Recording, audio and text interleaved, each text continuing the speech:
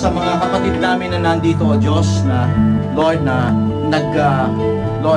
sila po ay nag-celebrate ng kanilang O Diyos, ng kanilang mga arawan.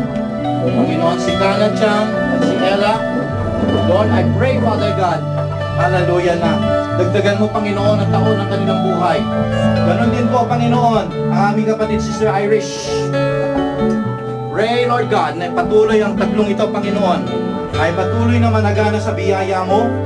At Lord, sigit sa lahat, ang taong ito ay maging, Lord, higit ng pagpapala. Hallelujah. At Lord, higit naman din, Panginoon, na pangangalaga mo, O Diyos, ang maranasan nila sa bagong taon na ito, Panginoon. I also pray, Father God, hallelujah, na ito rin ang maging taon ng higit pa nilang paglilingkod at pagmamahal sa iyo. Alam namin, O Diyos, na sa bawat araw, papalapit ng papalapit ang panahon mo, Panginoon. Kaya, Lord, higit nilang bigyan ng pansin ang paglilingkod sa iyo, Diyos, sa bagong taon na ito ng kanilang buhay. Praying for the blessing in Jesus' name.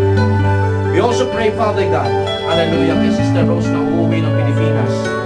Lord, alam ko, Panginoon, na may halong kalungkutan sapagkat mahina na ang kanyang mother. Pero Lord, naniniwala din po ako, Panginoon, hallelujah, ang pinakamagandang, Lord, balita ay patuloy na makakilala at patuloy na kukunin mo nga ang kanyang magulang, subalit ito ay tutuloy sa iyong, Lord God, lugar sa langit, Panginoon.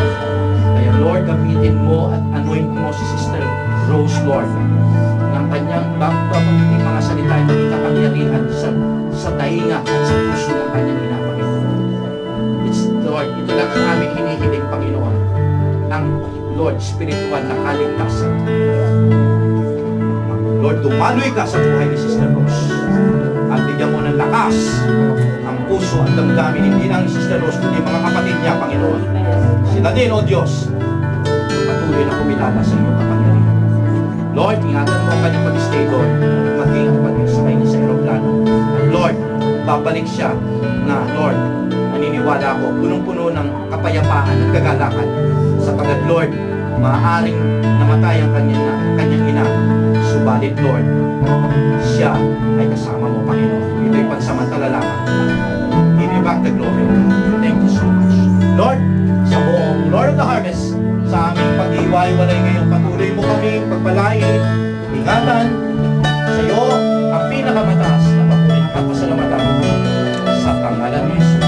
Kasama na langit, kapag sinasama po namin at tinatanggap din po namin ang iyong pagbabasbas, ang pag-ibig ng Ama, ang biyaya at kagandahang loob ng iyong anak na si